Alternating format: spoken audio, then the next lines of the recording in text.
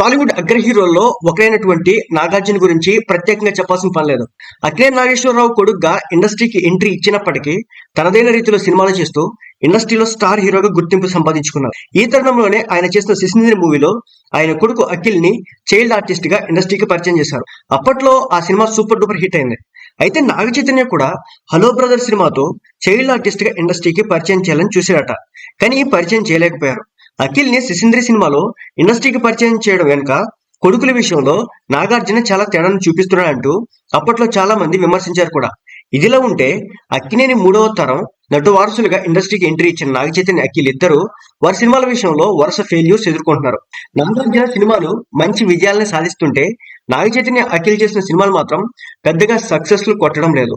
ఇప్పటికైనా వీళ్ళు చేసే సినిమాలు ఇండస్ట్రీలో గుర్తింపు సంపాదించుకొని వీళ్ళ కెరియర్ సూపర్ స్టార్లుగా మారుస్తాయా లేదా అనే విషయం కూడా తెలియాల్సి ఉంది. మొత్తానికైతే నాగ చైతన్యను చైల్డ్ ఆర్టిస్ట్ గా చేయకపోవడం వెనుక ఆయనకి కొంత మేరకు అన్యాయం చేశారని చెప్పొచ్చు. అఖిల్ సిసింద్రి మూవీతో ఎంత గ్రేస్ సంపాదించుకున్నాడో ఇప్పుడు అలాంటి సక్సెస్ ఒకటి కొడితే ఇండస్ట్రీలో ఇక తిరుగుండదని అక్కినేని నాగార్జున అక్కినేని అభిమానులు అయితే చెప్పుకోవడం జరుగుతుంది.